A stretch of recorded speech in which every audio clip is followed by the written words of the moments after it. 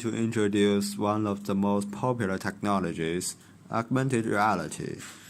Augmented reality, commonly abbreviated as AR, is the interactive experience of a real-world environment whereby the objects that reside in the real world are augmented by computer-generated perceptual information. Sometimes, across multiple sensory modalities including visual, auditory, haptic, somatosensory, and olfactory. Today, we are focusing on the visual part. Are you ready to get started? Let's dive in. Reviews history of AR briefly. It was first coined in 1992 by Thomas Caudell and David Maisel, two Boeing engineers working on a simple see-through headset that aided airplane engineers in complex varying schematics. In fact, AR shares a history with its technological cousin, virtual reality. Both virtual reality, or VR, and AR shares a common ancestor, the Sword of Damocles. Built in 1968, the Sword of Damocles was created by computer scientist and researcher Evan Sutherland. His goal was to create the ultimate display, a digital interface capable of transforming the physical world. The prototype was so heavy it needed to be suspended from the ceiling by a mechanical arm. Though it's relatively simple, that was one of humankind's first experience into replacing your real world with the digital reality. Since 1992, many people have sought to fulfill the vision that Sutherland wrote about half a century ago. With proper programming, such a display could literally be the wonderland into which Alice walked.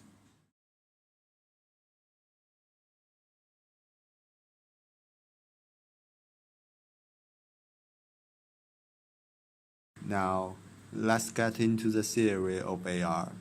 At first, we'll have a brief introduction to the theory of AR to make sure that you have some basic understanding of how AR works.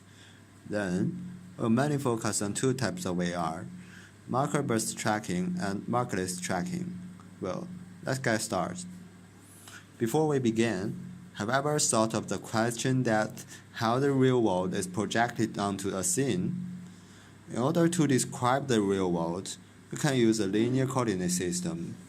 However, translation of a graph is nonlinear, which is beyond the linear coordinate system's ability, making it difficult to describe. So, scientists design a new system called the frame space, and it can keep on properties related to parallelism. Not to elaborate on the frame space here, but you should understand that we now have a new system to describe the real world. To use this system to describe the real world, we must confirm the base origin at the very beginning. If we can define a base region, the pose, in other words, position and the retention of objects will be easily presented. Usually, we use eyes or cameras to observe the world, and we also choose them as the base origin. Next, how can we project the object onto the scene if we are able to describe the pose of an object with camera coordinates? Besides the need to describe objects, we have to full consideration of their relationships as well. Imagine that we are required to take a picture of a fabulous view. We should choose where to stand at first. Then, from that point, the layout could be quite complicated because the distance of every object from you is different. Some objects may be covered by others. The more remote object is, the smaller it looks like. In fact, we can utilize perspective projection as a solution. Assume we have a point E and another point X in the world coordinate system. We have a plane P in the middle of X and E. Then we connect E and X. We will get a point S on the plane P. Finally, S will be the point we will see on the display. This is quite similar to the way we observe the world with our eyes. Till now, we have learned some basic concepts about the transformation of a 3D object to 2D. Let's get back to the main idea of augmented reality, which is to present virtual objects in a real environment as if they were part of it. Above all, we have to confirm the exact position of virtual objects in the real world so that we can project their 3D coordinates onto the scene. We can have some reference in the real world, such as a marker. Assume that there already exists a marker such as QR code in front of the camera. We'll build world coordinates based on the marker. The world coordinate can be transformed into camera coordinates through translation and rotation, which are matrix manipulation from view of mass. So you can get the formula as below.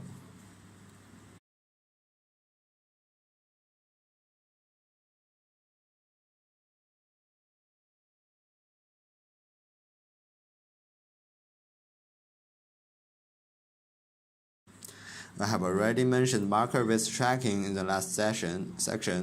In visual tracking, the system deduces the pose of the camera based on observations of what it sees. In an unknown environment, it takes some time to collect enough information to be able to deduce the pose of the camera.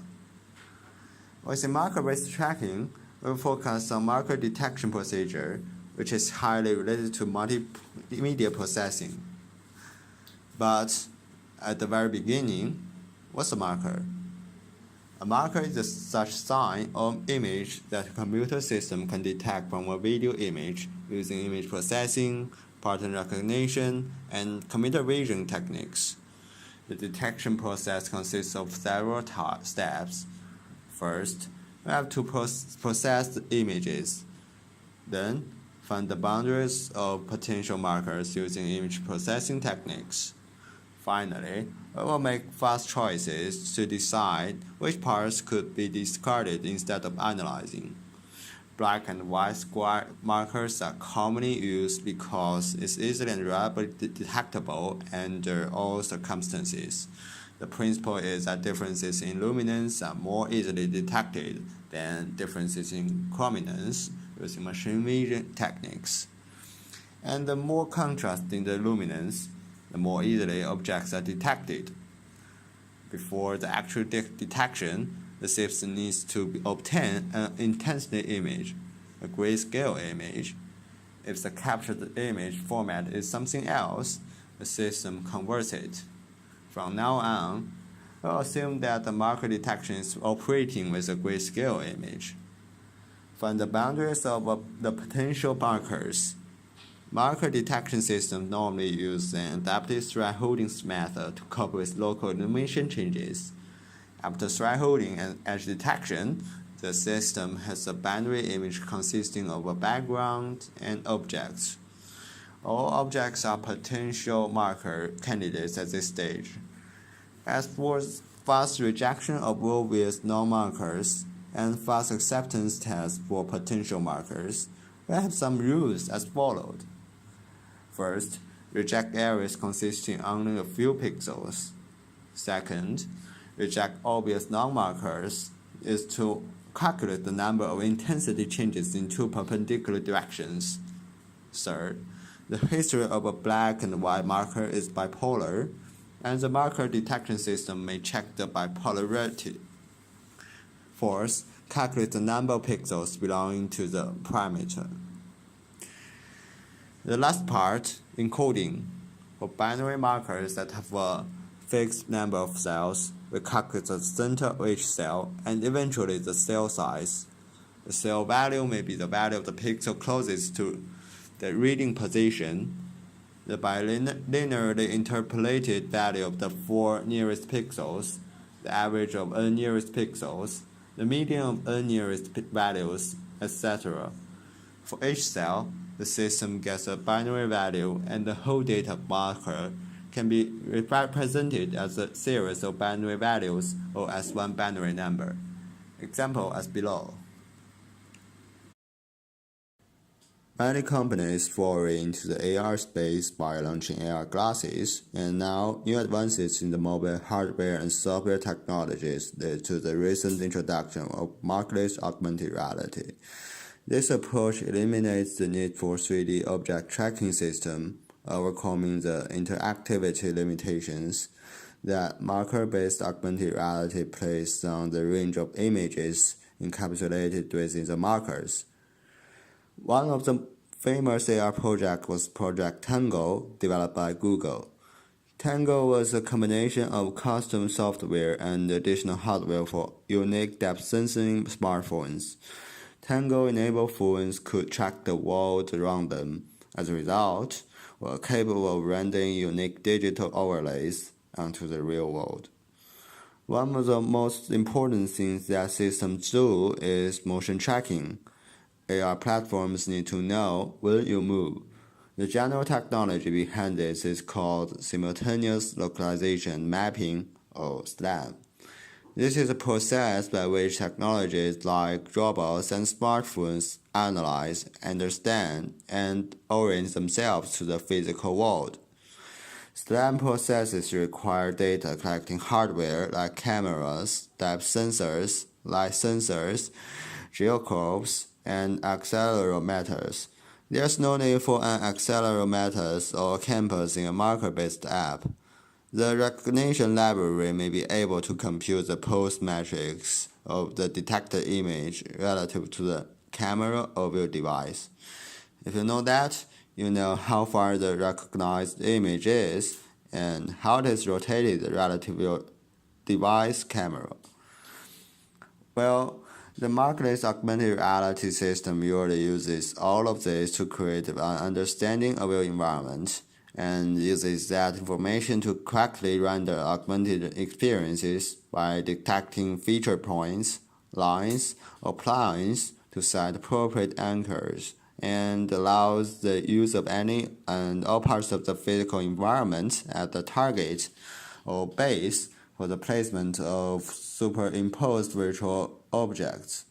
In other words, markerless AR depends on the natural features of a surrounding rather than the fiducial in identifying markers. We'll go further in this topic with the case of feature point-based augmented reality. Feature points are visually distinct features in your environment, like the edge of a chair, a light switch on a wall, the corner of a rug, or anything else that is likely to stay visible and consistently placed in your environment. For example, the points in the video we just saw are key points. In order to do tracking, we should find and match the key points in the consecutive frames. In fact, there may be some mismatches, and we should eliminate them with some mathematical method, such as run-sec. Then, with the matched points, we're able to recover the motion between the frames using geometric knowledge. Usually, the visual backwards model needs to be set up beforehand for relocalization. It converts the key points in one frame into a feature vector and stores the values.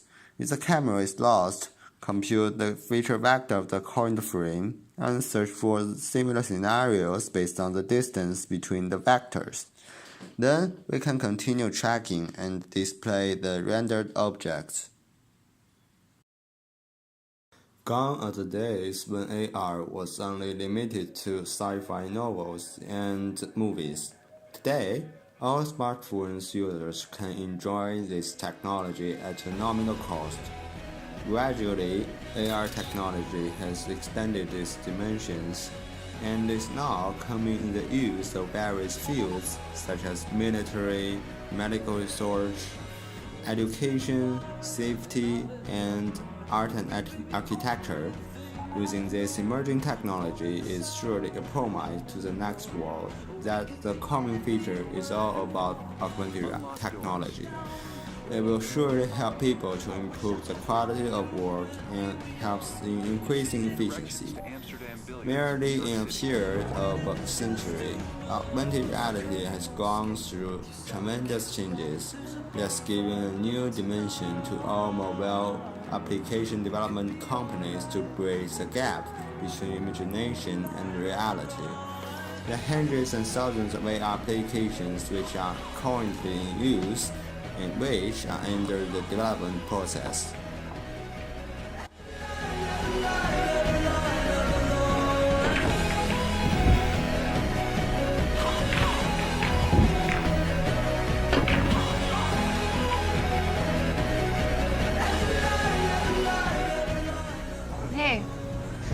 What can I get you?